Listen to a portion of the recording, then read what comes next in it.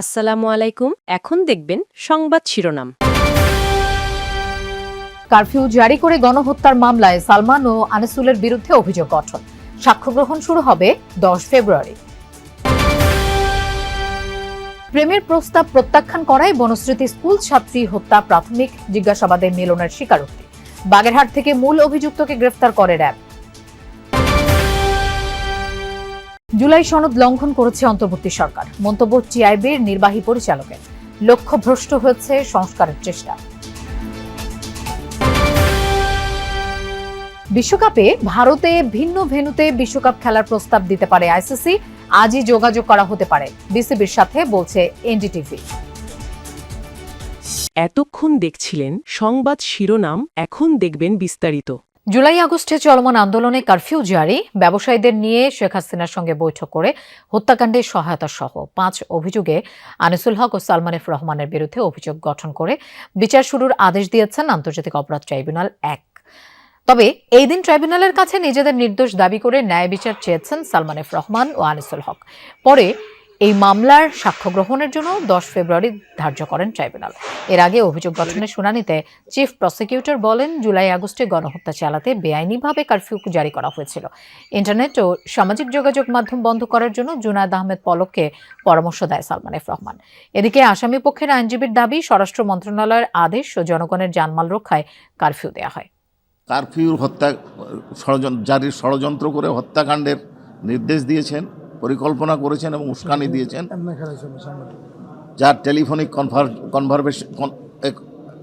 ফোনালাপ কথোপকথন আমাদের ট্রাইব্যুনালে উপস্থাপিত হয়েছে এবং এক্সপার্ট রিপোর্টও আছে। 4 আগস্ট এবং 5 আগস্ট মোট 30 জনকে হত্যার সাথে তাদের সংশ্লিষ্টতার অভিযোগে চার্জ গঠন করা হয়েছে। তারা নির্দোষ দাবি করে বিচার চেয়েছেন এবং আগামী 10 ফেব্রুয়ারি বিচারের দিন ধার্য হয়েছে।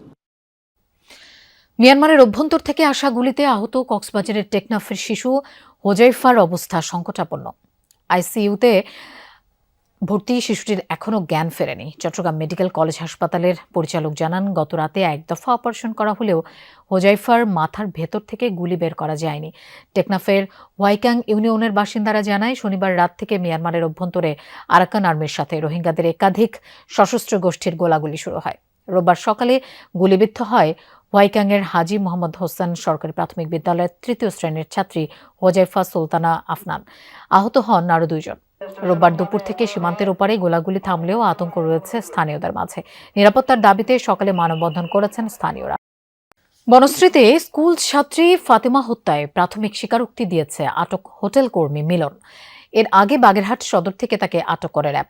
প্রাথমিক জিজ্ঞাসাবাদে মিলন স্বীকার করে প্রেমের প্রস্তাব প্রত্যাখ্যান করায় ফাতেমা আক্তার লিলিকে গলা কেটে হত্যা করা হয়। শনিবার রাতে বনশ্রীর বাসা থেকে স্কুল ছাত্রীর মরদেহ উদ্ধার করে পুলিশ। এরপর অজ্ঞাতনামা একাধিক ব্যক্তির নামে খিলগাঁও থানায় মামলা করে নিহতের পরিবার। সিসি ক্যামেরার ফুটেজ দেখে নিহত ফাতেমার বাবার মালিকানাধীন রেস্তোরাঁর কর্মচারী মিলনকে হত্যাকারী হিসেবে সন্দেহ করে পরিবার। মালিকের বাসায় খাবার খেতেন মিলন। সে নেশাগ্রস্ত ছিল বলেও জানায় ফাতেমার পরিবার। প্রায় গভীর রাতে বাসায় আসতে চাইলে বাধা দিতেন নিহত ফাতেমা। পরিবারের ধারণা, এই ক্ষোভ থেকেই হত্যাকাণ্ড। হত্যার পরপরই বাসা থেকে লুট হয়েছে নগদ 5 লাখ টাকা সহ 5 ভরি স্বর্ণালংকার। দিনাজপুরের চিরির বন্দরে আত্রাই নদী থেকে অজ্ঞাত পরিচয়ে 2 যুবকের মরদেহ উদ্ধার করেছে পুলিশ। সকালে উপজেলার লক্ষ্মীতলা বানিয়াখালী এলাকায় ব্রিজের নিচে ভাসমান অবস্থায় তাদের মরদেহ পাওয়া যায়। স্থানীয়দের কাছ থেকে খবর পেয়ে মরদেহ উদ্ধার করে ময়নাতদন্তের জন্য হাসপাতালে পাঠায় পুলিশ। অন্তর্বর্তী সরকার জুলাই সনদ লঙ্ঘন করে পরবর্তী সরকারকেও তা লঙ্ঘনের পথ দেখিয়েছে বলে মন্তব্য করেছেন টিআইবির নির্বাহী পরিচালক ডক্টর ইফতেখারুজ্জামান। সকালে টিআইবির এক সংবাদ সম্মেলনে এমন মন্তব্য করেন তিনি। বলেন, অন্তর্বর্তী সরকার সংস্কারের নামে যতটুকুই করেছে তার প্রায় সকল ক্ষেত্রেই বাস্তবে লক্ষ্যভ্রষ্ট হয়েছে। দুদক জবাবদিহিতা তৈরি করতে ব্যর্থ হয়েছে, এমন মন্তব্য করেন তিনি। সংবাদ সম্মেলনে তিনি বলেন, পুলিশ কমিশন বাস্তবে পুলিশের ক্ষমতার অপব্যবহারের সুরক্ষাকারী প্রতিষ্ঠানে পরিণত হবে। আমলাতান্ত্রিক নিয়ন্ত্রণের সুযোগ তৈরি করা না হলে এটি একটি ভালো আইন হতে পারত বলে মনে করেন ডক্টর ইফতেখারুজ্জামান। কিভাবে জুলাই সনদ লঙ্ঘন করা যায় সেই দৃষ্টান্ত অন্তর্বর্তী সরকার সৃষ্টি করে পরবর্তী সরকারের জন্য সুযোগ করে দিয়েছে, কিভাবে সেটাকে তারা উল্লঙ্ঘন করতে পারবে। সিদ্ধান্ত গ্রহণের ক্ষেত্রে সরকারের অভ্যন্তরে ও সরকারের পেছনের ক্ষমতার ভিত্তি বিবেচনায় সংস্কার বাস্তবায়নের নামে অ্যাডহক ভিত্তিক বাছাই করা পদ্ধতি অনুসরণ করা হয়েছে, পিক অ্যান্ড চুজ করা হয়েছে, যার ফলে তুলনামূলকভাবে কম গুরুত্বপূর্ণ এবং কোনো কোনো ক্ষেত্রে সংস্কার পরিপন্থী আইন বা সিদ্ধান্ত গৃহীত হয়েছে। আগামী 1-2 দিনের মধ্যে 11 দলীয় জোটের আসন সমঝোতা হবে বলে জানিয়েছেন জামায়াতের আমির ডাক্তার শফিকুর রহমান। দুপুরে ইইউ প্রতিনিধিদের সাথে সাক্ষাৎ শেষে ব্রিফিংয়ে একথা জানান তিনি। দেশ এগিয়ে নিতে স্থিতিশীলতা জরুরি উল্লেখ করে জামায়াতের আমির বলেন, দেশবাসীর মতো জামায়াতও সংস্কারের পক্ষে। তিনি বলেন, জামায়াত ক্ষমতায় গেলে বিচার বিভাগ পূর্ণ স্বাধীনতা পাবে, থাকবে জবাবদিহির জায়গাও। গণমাধ্যম দলীয় মাধ্যম হবে না আশা প্রকাশ করে নির্বাচনে লেভেল প্লেইং ফিল্ড নিশ্চিতের দাবি জানান জামায়াতের আমির। তিনি বলেন, ক্ষমতায় গেলে বিশ্বের শান্তিকামী দেশের সাথে বন্ধুত্বপূর্ণ সম্পর্ক রাখবে জামায়াত। আগামীকালকের ভিতরে সমাধান আসছে। কালকে আপনারা ইনশাল্লাহ হয়তো দাওয়াত পাবেন। তারা 200 প্রতিনিধি দল পাঠাবেন। একটা সমাজের উন্নয়নের জন্য, এগিয়ে যাওয়ার জন্য স্থিতিশীল সমাজ ব্যবস্থা খুবই গুরুত্বপূর্ণ। আমরা চিন্তা করছি নির্বাচন হয়ে যাওয়ার সাথে সাথে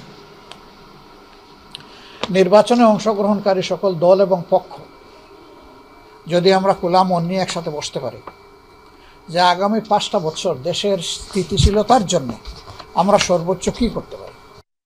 2 সপ্তাহ পার হলেও এখনও সরকার বিরোধী বিক্ষোভে উত্তাল ইরান। রোববারও তেহরান, মাশহাদ, কেরমানশাহ ও মাজান্দারান সহ গুরুত্বপূর্ণ শহর এবং প্রদেশগুলোতে ছড়িয়েছে উত্তেজনা। অব্যাহত রয়েছে নিরাপত্তা বাহিনীর ধরপাকড়। 15 দিনে আটক করা হয়েছে 10,500-এর বেশি বিক্ষোভকারীকে। সময়ের সাথে সাথে বেড়েই চলেছে হতাহতের সংখ্যা। মানবাধিকার সংস্থা প্রায় 600 জনের মৃত্যুর কথা জানালেও একাধিক সূত্রের দাবি প্রাণহানি ছাড়িয়েছে 2000। 4 দিন ধরে বহির্বিশ্বের সাথে যোগাযোগ বিচ্ছিন্ন ইরান। দেশজুড়ে চলমান ব্ল্যাকআউট উপেক্ষা করেই রোববার রাতে রাজধানী তেহরানের কেন্দ্রে জড়ো হন হাজার হাজার বিক্ষোভকারী। নির্বাসিত ক্রাউন প্রিন্সের নামে স্লোগানে মুখরিত হয় রাজপথ। বিক্ষোভ হয় ধর্মীয় গুরুত্বপূর্ণ শহর মাশহাদেও। 2 সপ্তাহেরও বেশি সময় ধরে ইরান জুড়ে চলছে সরকার বিরোধী বিক্ষোভ, যেখানে পাল্লা দিয়ে বাড়ছে হতাহতের সংখ্যা। মানবাধিকার সংস্থাগুলোর দাবি প্রায় 600 জনে দাঁড়িয়েছে প্রাণহানির সংখ্যা, যদিও কোনো সূত্র বলছে 2000 ছাড়িয়েছে মৃতের সংখ্যা। হাসপাতালগুলোতে জায়গা না থাকায় বাহিরেই ফেলে রাখা হচ্ছে মরদেহ। বিক্ষোভকারীদের বিরুদ্ধে নির্বিচারে প্রাণঘাতী অস্ত্র ব্যবহার করা হচ্ছে, কাছ থেকে গুলি চালানোরও প্রমাণ রয়েছে। রাস্তায় বিক্ষোভকারীদের ওপর মিলিটারি গ্রেড অস্ত্র ব্যবহার করা হয়েছে, যা একেবারেই অগ্রহণযোগ্য। এটি আন্তর্জাতিক আইনের গুরুতর লঙ্ঘন। এদিকে ইরানের সম্ভাব্য সামরিক হামলা নিয়ে আবারও হুঁশিয়ারি দিয়েছেন মার্কিন প্রেসিডেন্ট ডোনাল্ড ট্রাম্প। দেশটির বিরুদ্ধে কঠিন কোনো পদক্ষেপ নেওয়ার সম্ভাবনা রয়েছে যুক্তরাষ্ট্রের, এমন মন্তব্য তার। আমরা বিষয়টি খুবই গুরুত্বের সাথে নিয়েছি। ইরানকে কঠিন জবাব দিতে সামরিক বাহিনীও প্রস্তুত রয়েছে। অভিযানের বিষয়ে আমরা প্রত্যয়ী।